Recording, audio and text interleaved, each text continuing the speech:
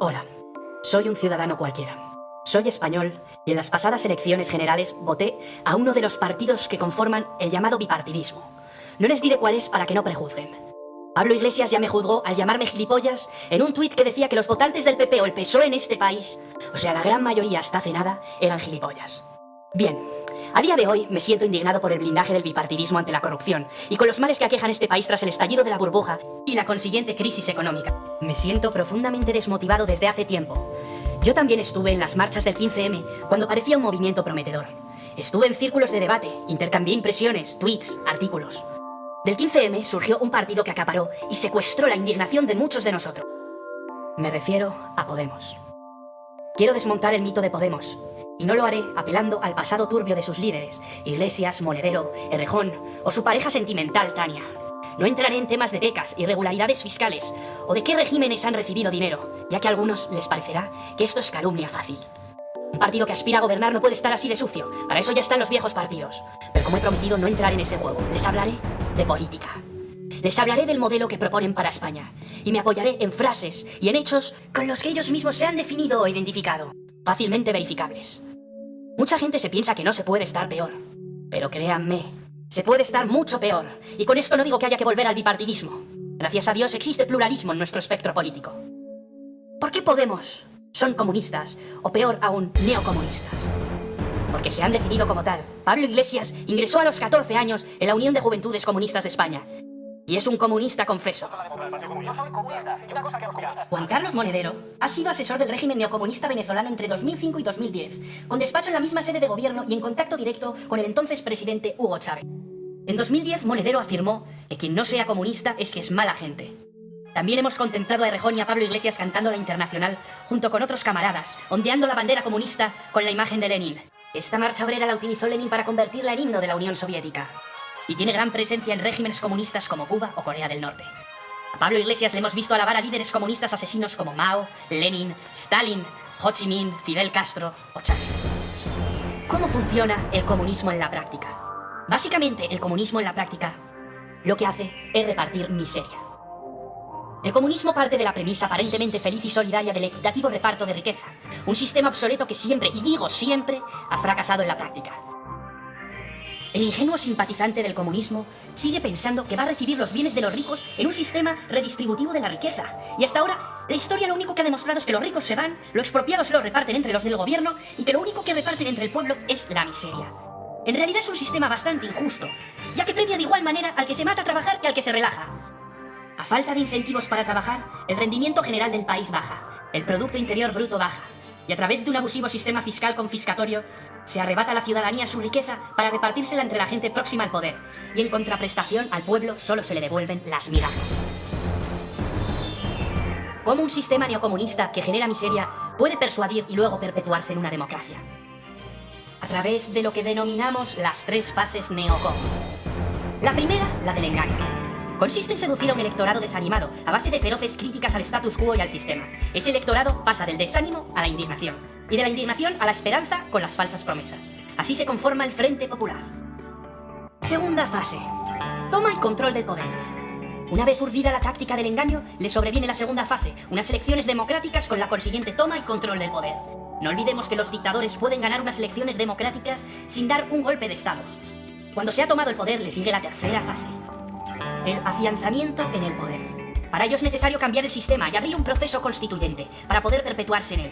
Un calco a lo que hicieron en su momento Fidel Castro, Chávez, Rafael Correa, Evo Morales. Una vez afincados en el poder, de forma paralela también es necesario un instrumento para cuando surjan voces críticas. Este instrumento es la represión.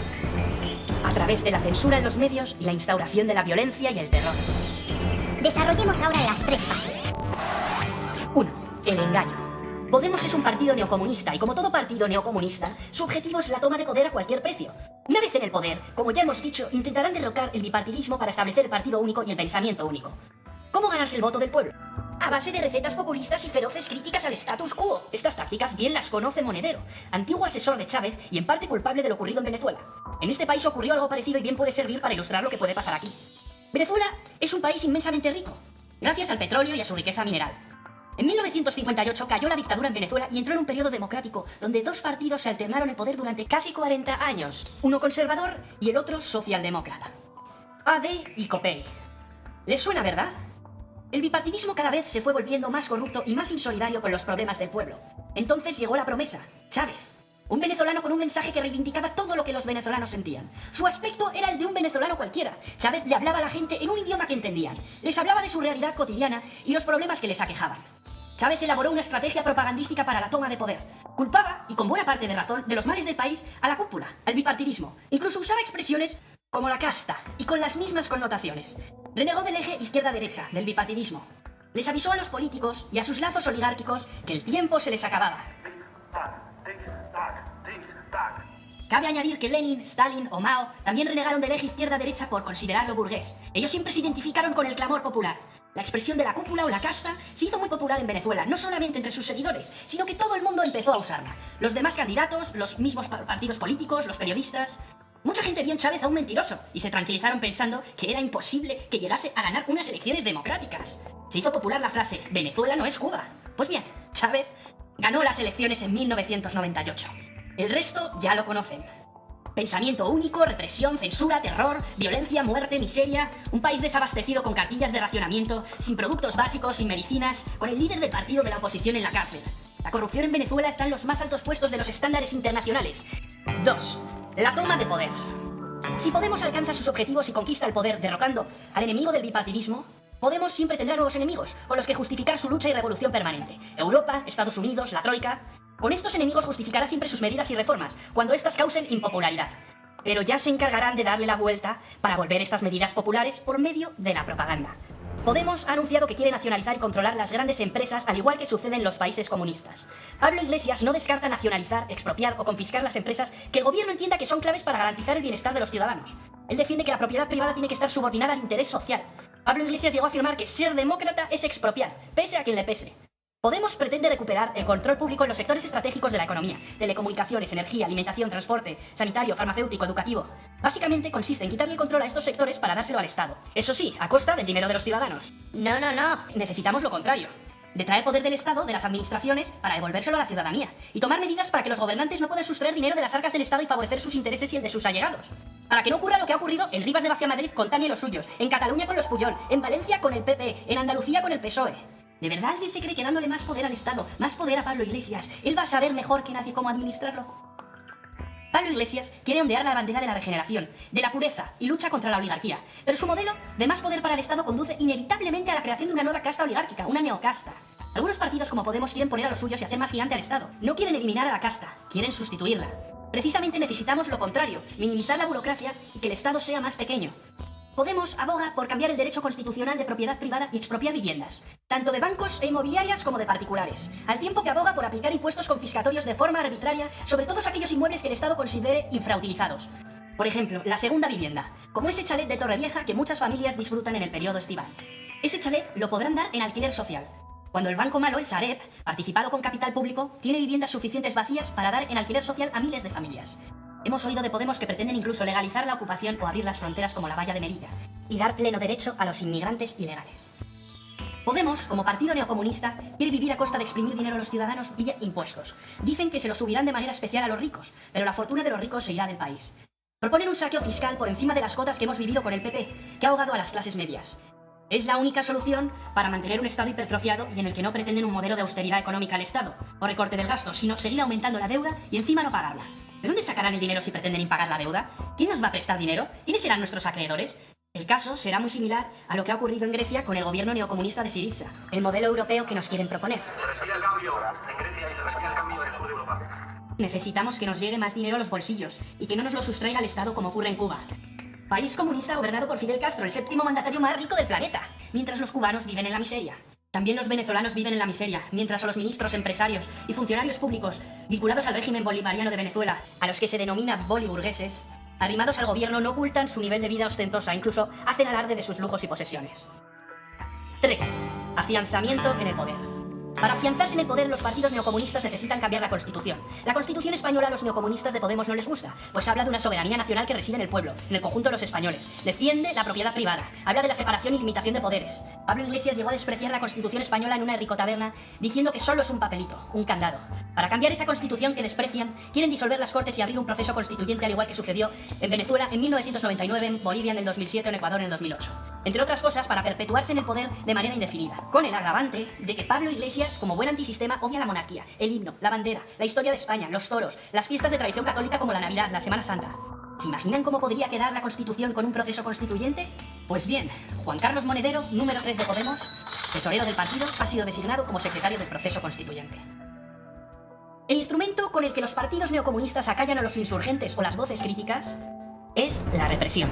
Podemos es un partido neocomunista y los partidos neocomunistas, cuando gobiernan, intentan reprimir a todo aquel que no piensa como ellos y coartar su libertad de expresión, un derecho fundamental o un derecho humano señalado en el artículo 19 de la Declaración Universal de los Derechos Humanos. En cuanto a los medios de comunicación, Pablo Iglesias está en contra de que existan medios privados. Está a favor de que solo existan medios públicos financiados por la ciudadanía, como instrumento de propaganda del régimen. A Pablo Iglesias le hemos oído decir en un hábil giro retórico: que existan medios privados ataca a la libertad de expresión. Pretende nacionalizar los medios, que estén controlados por el gobierno. Los medios de comunicación tienen que tener control público. Al ser preguntado sobre la Ley Orgánica de Comunicación de Ecuador aprobada por el gobierno de Rafael Correa, tachada desde muchos sectores como Ley Mordaza, y sobre si él sería partidario de una regulación de la comunicación desde el poder público, Iglesias afirmó contundente: absolutamente.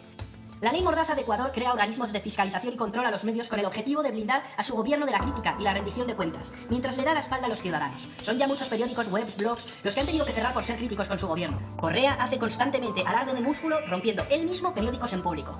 En Venezuela, país neocomunista, sucede algo parecido.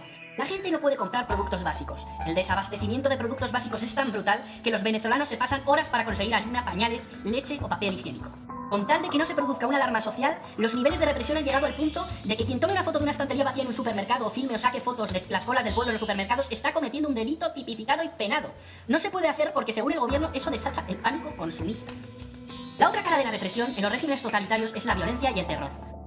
Al igual que ocurre en todos los regímenes comunistas, Pablo Iglesias justifica la violencia, porque Pablo Iglesias nunca ha ocultado su carácter violento. En una conferencia en Segovia, el líder de Podemos pidió disculpas por no romper la cara a los fachas con los que discuto en televisión.